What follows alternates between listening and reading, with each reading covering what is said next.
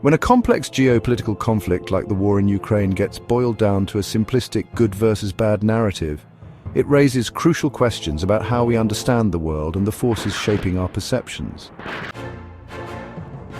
This kind of moral framing, while emotionally powerful, often obscures vital truths and can even hinder effective responses.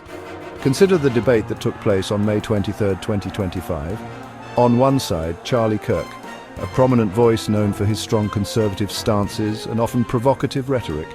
On the other, a Cambridge professor specializing in international relations and Eastern European history. The topic: Ukraine. What unfolds in such a clash of perspectives reveals a great deal about the psychology of political discourse, the dynamics of power, and the responsibility of those who seek to influence public opinion. The Cambridge professor would likely approach the discussion with nuanced historical context, emphasizing the complexities of Ukrainian sovereignty, the breaches of international law by Russia, and the far-reaching consequences of the ongoing aggression. Their analysis would be rooted in evidence and established academic understanding. However, we might anticipate Charlie Kirk employing a different strategy, attempting to frame Ukraine in a less favorable light. This could involve echoing narratives that minimize Russian aggression or amplify internal challenges within Ukraine. At the heart of this potential debate lies the powerful tool of moral framing. Humans naturally seek to understand events through a moral lens, simplifying complexity into categories of right and wrong. In the case of Ukraine, the overwhelming evidence points to Russia as the aggressor, initiating an unprovoked invasion and violating international norms. This naturally positions Ukraine as the defender. However, the tactic of moral relativism or false equivalency could be employed to muddy these clear lines. By selectively highlighting past Ukrainian political issues, instances of corruption, a challenge not unique to Ukraine, or amplifying fringe viewpoints, the aim could be to diminish Ukraine's perceived moral standing and create doubt about the legitimacy of their defense. Furthermore, the psychological phenomenon of confirmation bias plays a significant role. Individuals tend to seek out and interpret information that aligns with their existing beliefs. In this hypothetical debate, Kirk's arguments would likely draw upon carefully selected data points, potentially exaggerating certain internal issues within Ukraine while downplaying the overwhelming evidence of Russian aggression and the resulting humanitarian catastrophe. This selective presentation of information can be far more persuasive on an emotional level than the more measured, evidence-based analysis offered by the Cambridge professor, particularly within a polarized media environment. Figures with significant media platforms, like Charlie Kirk, wield considerable power to shape public opinion. Their rhetoric can influence not only how people understand a conflict, but also the political will to provide aid and support.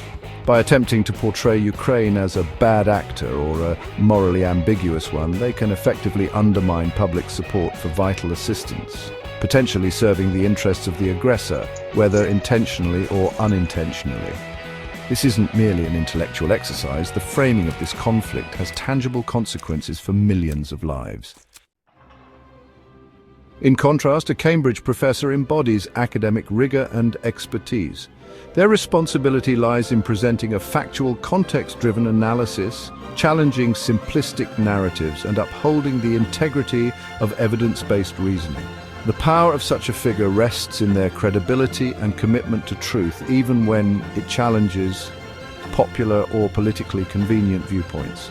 From our leaders and those we empower with influence, we should expect a similar commitment, a dedication to truth-seeking, an engagement with complexity, and a prioritization of well-being over divisive rhetoric.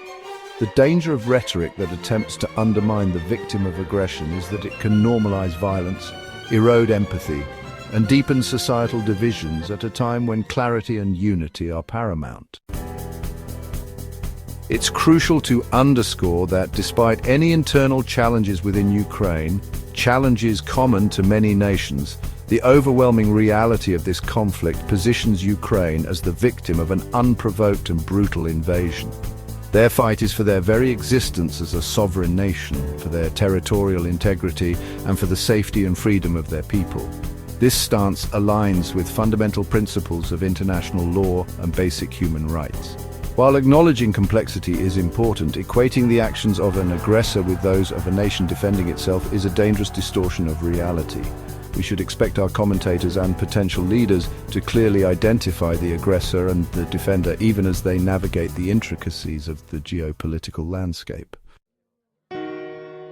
The hypothetical clash between Charlie Kirk and a Cambridge professor on Ukraine serves as a stark reminder of the psychological forces that shape our understanding of complex global events. It highlights the critical need for evidence-based analysis and the potential dangers of rhetoric that seeks to simplify and divide. Ultimately, the responsibility lies with all of us to critically evaluate the narratives presented and to demand a commitment to truth and empathy from those who seek to lead and influence. What are your thoughts on the way the Ukraine conflict is being framed in the media? Share your perspective in the comments below. Don't forget to like this video and subscribe to ioMatterz for more explorations into the intersection of power, politics, and psychology.